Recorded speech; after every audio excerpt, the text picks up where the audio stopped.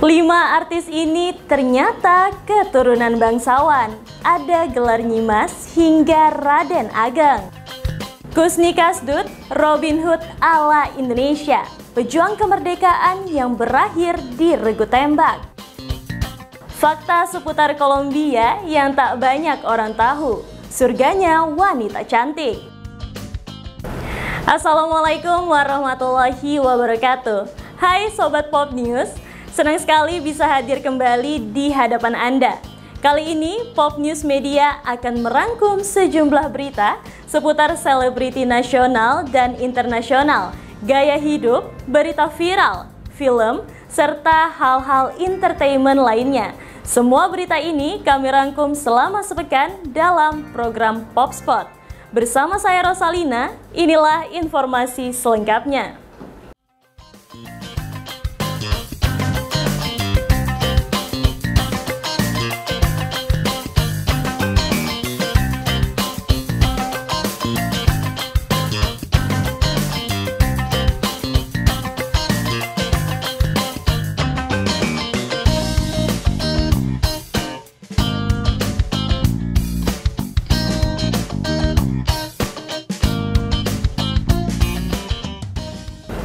Siapa yang menyangka deretan artis ini ternyata keturunan bangsawan? Meski dalam kesehariannya tak menunjukkan dirinya sebagai keturunan ningrat. Siapa sajakah mereka? Berikut informasinya.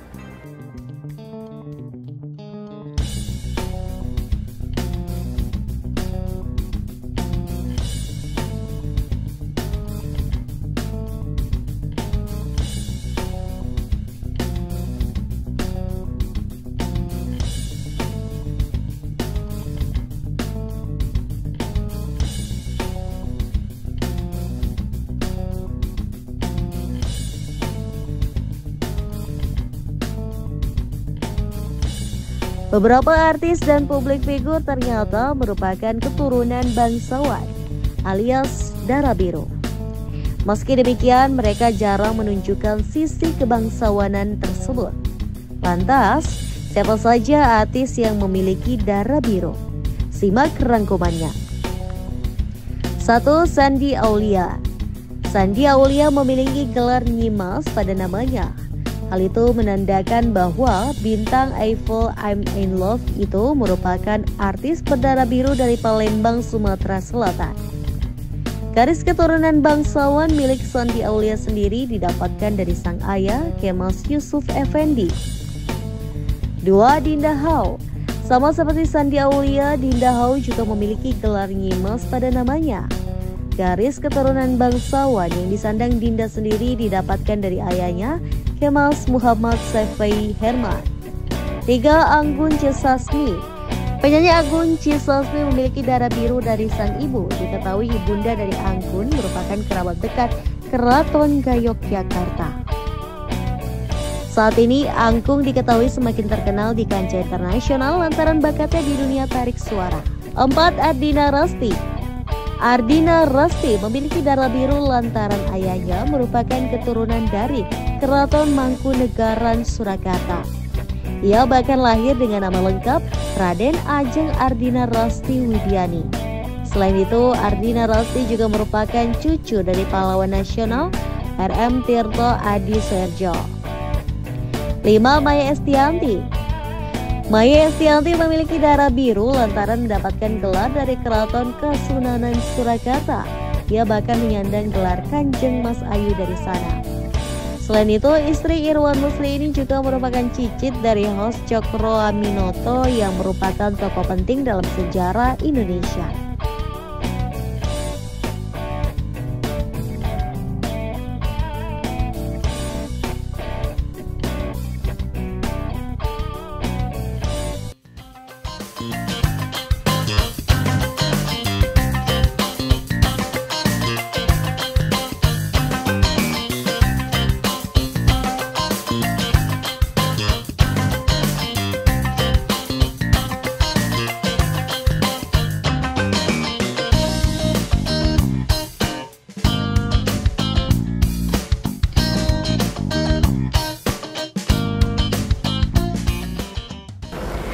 Indonesia pernah punya sosok Robin Hood alias pencuri terkenal. Sebelum menjadi Robin Hood, sosok pencuri ini adalah pejuang kemerdekaan Indonesia melawan Belanda.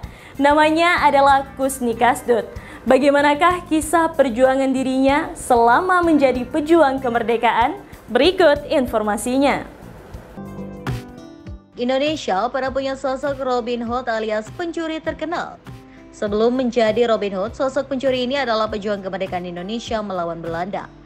Namanya adalah Kusni Kasdut. Kusni Kasdut berubah menjadi penjahat usai perang kemerdekaan. Dari semula pahlawan, Kasdut kemudian dikenal sebagai penjahat legendaris di Indonesia. Kasdut awalnya adalah pejuang kemerdekaan, sebagaimana diceritakan James Siegel dalam Penjahat Gaya Orde Baru, Eksplorasi Kejahatan Politik dan Kejahatan 2000. Kasdut pernah ditembak dan dipenjara oleh Belanda. Dia sama sekali tak menyesal dan rela melakukan itu untuk Indonesia. Namun, saat perang selesai, dia tak seperti mayoritas pejuang lain yang menjadi TNI. Alih-alih mengabdi kepada negara, Kasdut lebih memilih menjadi rakyat biasa. Setidaknya ada dua versi soal alasan Kasdut mengambil langkah berbeda. Pertama, menurut Patrick Matanasi dalam Para Jagoan 2011, pilihan ini diambil Kasdut karena merasa pemerintah Indonesia yang baru merdeka kesulitan berbuat layak kepada veteran yang berjasa, termasuk kepada Kasdut. Kedua, sebagaimana diutarakan dalam Apa dan Siapa Sejumlah Orang Indonesia 1981, keputusan menjadi rakyat biasa disebabkan karena Kasdut tidak lulus syarat kesehatan dan administrasi untuk menjadi TNI. Dia punya luka tembak di kaki dan tidak terdaftar dalam kesatuan resmi saat berjuang. Entah mana yang benar, satu hal yang pasti setelah perang selesai, Kasdut beralih dari pejuang menjadi penjahat. Ini diambilnya karena terhimpit masalah ekonomi. Kala itu dia sudah berkeluarga dan harus putar otak mencari uang. Akibat tak punya pekerjaan, dia mengambil jalan pintas menjadi penjahat. Kasus pertama Kasdut terjadi pada 11 Agustus 1953. Kala itu Kasdut merampok rumah orang kaya keturunan Arab bernama Ali Bajenet. Dia bereaksi bersama kelompok perampok buatannya terdiri dari Bir Ali, Mulyadi, dan Abu Bakar. Dalam aksi kali ini, dia berhasil merampas harta Ali Bajenet termasuk membunuhnya. Praktis, kabar perampokan disertai pembunuhan, sesuatu yang masih jarang terjadi di masa itu, seketika viral dan buat geger.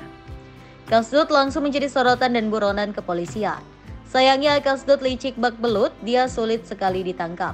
Pada masa jayanya, Kasdut dikenal sebagai penjahat spesialis barang antik. Menariknya, menurut Patrick Matanasi, Kasdut sempat dijuluki Robin Hood Indonesia karena ternyata hasil rampoknya sering dibagikan ke kaum miskin. Aksi paling fenomenalnya terjadi pada 31 Mei 1961 saat merangkap Museum Nasional Jakarta. Di hari itu dia bersama komplotannya melakukan serangan ke Museum Nasional. Para penjaga dilumpuhkan, dia pun berhasil membawa kabur 11 permata koleksi museum yang nilainya ratusan juta rupiah. Sayang, perampokan yang menyasar museum terbesar di Indonesia itu malah menjadi malapetaka bagi Kasdut. Sebagai catatan, menjual permata di masa itu sangat mudah dilacak. Atas dasar inilah, ketika Kasdut hendak menjual permata, pihak kepolisian sudah selangkah lebih maju dibanding Kasdut. Alhasil dia pun ditangkap polisi dengan sangat mudah. Pada saat penangkapan, dia sempat melarikan diri tetapi berhasil dilumpuhkan oleh aparat kepolisian. Setelah dipenjara dan diselidiki, hasil persidangan menyatakan Kusni Kasdut harus divonis hukuman mati. Selama proses menunggu kematian itu, Kasdut hidup dari penjara ke penjara. Dia pernah melarikan diri tetapi berhasil diringkus kepolisian. Dia juga pernah mengajukan gerasi ke Presiden Soeharto tetapi ditolak. Alhasil, keputusan hukuman mati sudah bulat. Pada 16 Februari 1980, Kusni Kasdut ditembak mati. Kusni Kasdut. Sosok yang bernama asli Waluyo ini di tahun 1960 hingga 1970-an dianggap sebagai penjahat kelas kakap oleh pemerintahan Indonesia saat itu. Namun di sisi lain, bagi rakyat miskin, sosok Kusni Kasdut justru dianggap sebagai Robin Hood-nya Indonesia. Mulai dari pencurian, penculikan, hingga perampokan adalah jejak kriminalnya yang ia lakoni di masa tak lama setelah Indonesia secara penuh berdaulat sebagai negara. Sosok yang memang dalam perjalanan hidupnya lekat dengan dunia hitam ini bersama beberapa rekannya melakukan aksi pencurian serta perampokan terhadap orang-orang kaya pada masa itu. Dan hasilnya untuk menafkahi diri serta keluarganya, sebagian lagi dibagi-bagikan untuk rakyat miskin dan sesama koleganya. Jejak kriminal yang dilakukan Kusni Kasdut dan komplotan diantaranya yakni sebuah kasus perampokan yang berakhir dengan terbunuhnya saudagar kaya asal Arab yaitu Ali Bajenet, serta penculikan seorang dokter Tionghoa di Jakarta.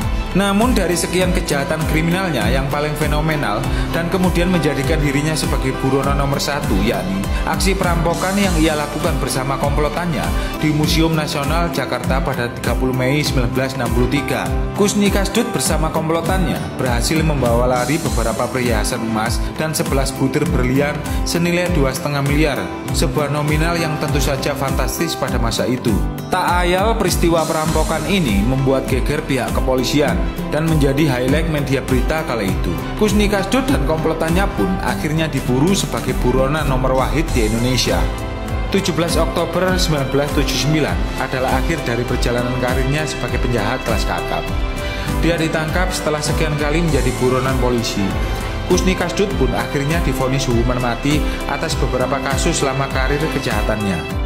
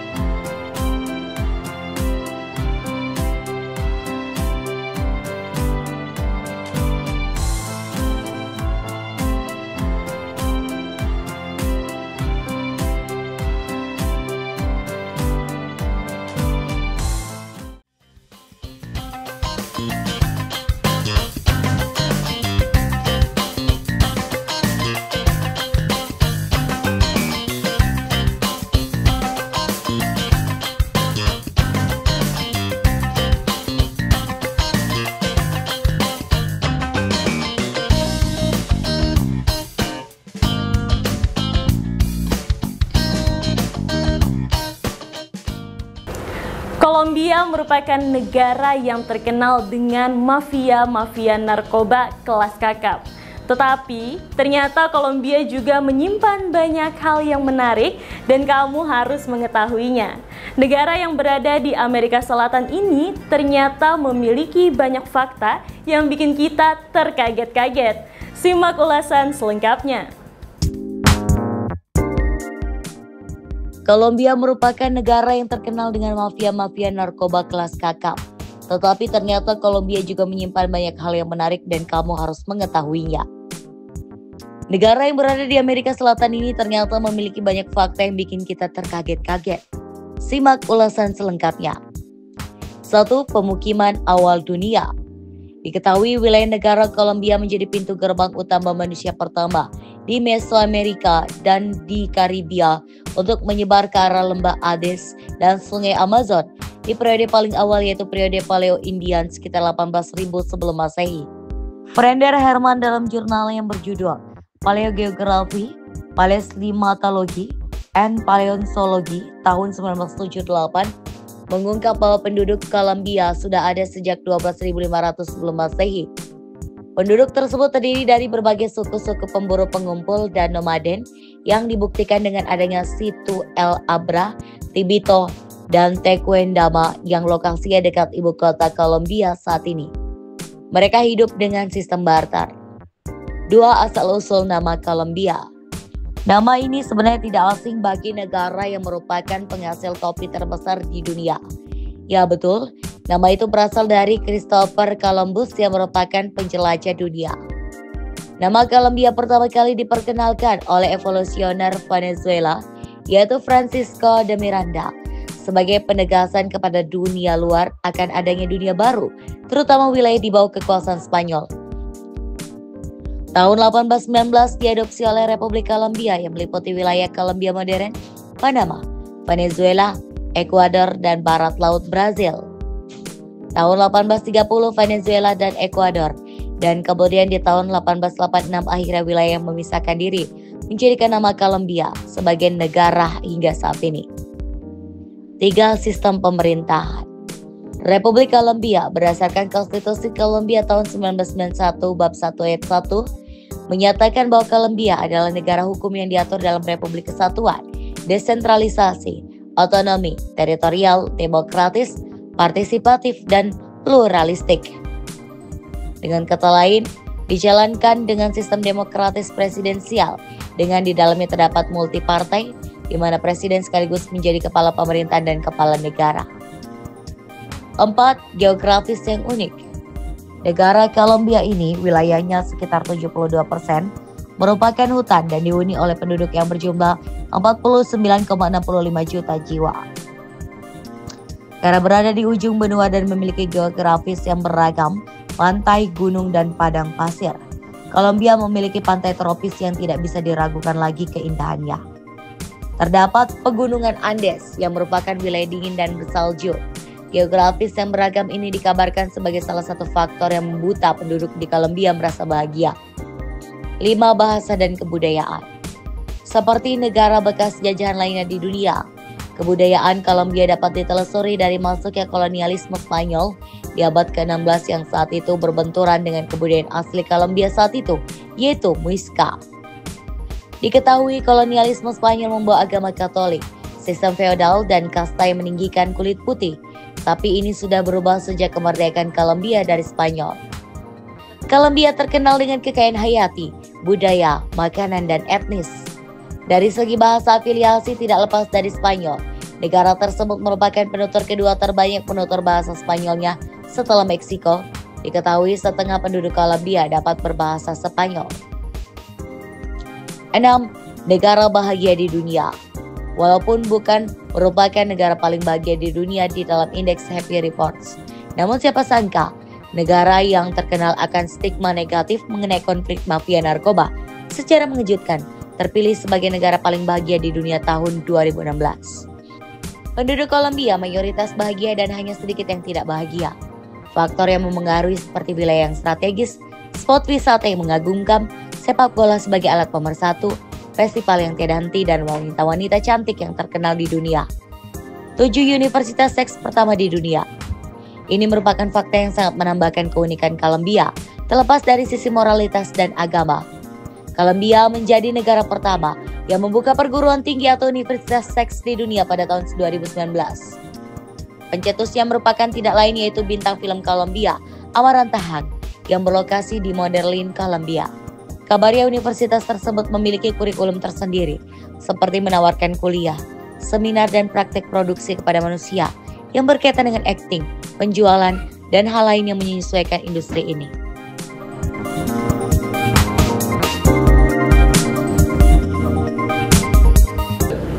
Itu tadi sejumlah berita seputar selebriti nasional dan internasional, gaya hidup, berita viral, film, serta hal-hal entertainment lainnya. Semua berita ini kami rangkum selama sepekan dalam program PopSpot. Anda bisa mengakses berita lainnya di web kami di popnews.id dan di channel YouTube Pop News Media. Jangan lupa untuk komen, share, like, dan subscribe channel kami. Kami undur diri, sampai jumpa minggu depan.